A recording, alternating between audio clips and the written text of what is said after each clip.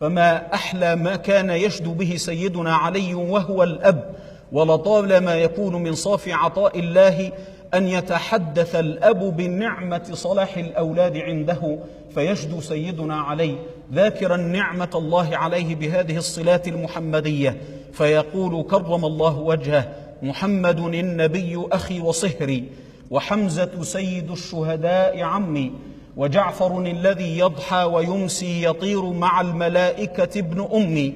وبنت محمد سكني وعرسي، مشوب لحمها بدمي ولحمي، وصبط أحمد ولداي منها، فأيكم له سهم كسهمي. وما أحلى وما أجمع وما أنفع قول ساداتنا رضي الله عنهم حينما يروون الخبر مثل ما رواه الإمام عبد الرزاق في مصنفه، والطبراني في الأوسط، بل ولقد رواه الإمام الحاكم في مستدركه، كلهم عن سيدنا عبد الله بن سيدنا العباس رضي الله عنهما وأرضاهما وعن الصحابة أجمعين، قال: صلى بنا رسول الله صلاة العصر صلى الله عليه وسلم، فلما كان في الرابعة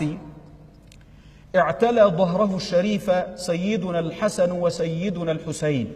فلا زال بهما حتى أنزلهما، فلما سلم صلى الله عليه وسلم أخذ سيدينا الحسن والحسين رضي الله عنهما وأنزلهما في كتفيه اليمنى الأولى واليمنى الثانية صلى الله عليه وسلم، وقال للناس مخاطبا: ألا أخبركم بخير الناس جدا وجده؟ ألا أخبركم بخير الناس أبا وأما؟ ألا أخبركم بخير الناس عما وعمه؟ ألا أخبركم بخير الناس خالا وخاله؟ الحسن والحسين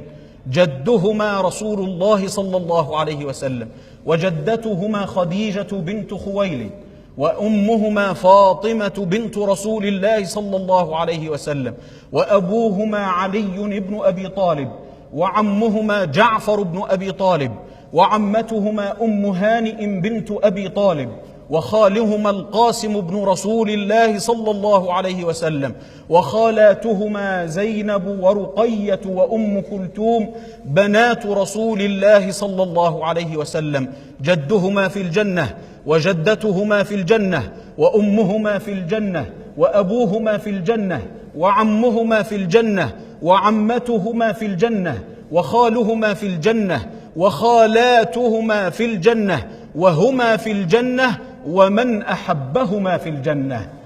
رضي الله عنهم وأرضاهم أجمعين. بلسان الحال قد قال الحسين: أنا ذو الخير وابن الخيرين، من له جد كجد المصطفى أحمد المختار نور الظلمتين، من له أم كأمي فاطمة بضعة الزهراء أم الحسنين، من له أخت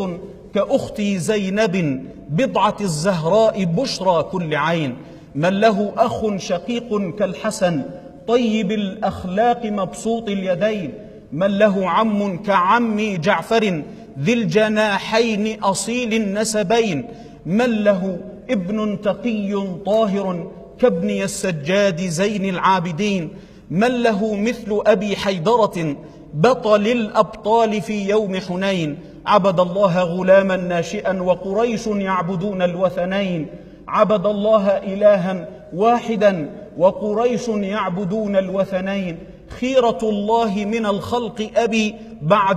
بعد جدي فأنا ابن الخيرين، فضة قد خلصت من ذهب فأنا الفضة بين الذهبين، فأبي شمس وأمي قمر وأنا الكوكب بين النيرين، نحن أصحاب العبايا خمسة قد ملكنا شرقها والمغربين. بلسان الحال قد قال الحسين: